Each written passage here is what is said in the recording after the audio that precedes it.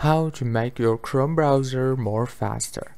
Hello guys, in today's video I'm going to show you how to make your Google Chrome browser faster and fix the lag problem. So all what you have to do is just go to the home page or the Google page and go to the top here, click on those three dots and then scroll down and you will find this settings.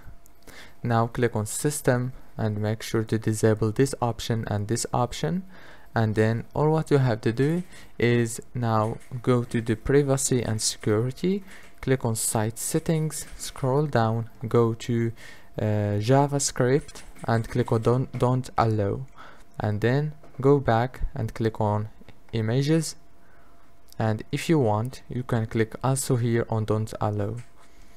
Then go back again, and the last step is click on pop-ups and make sure to click on don't allow too. Don't forget to like, subscribe, this is gonna be helpful, I am sure. See you later.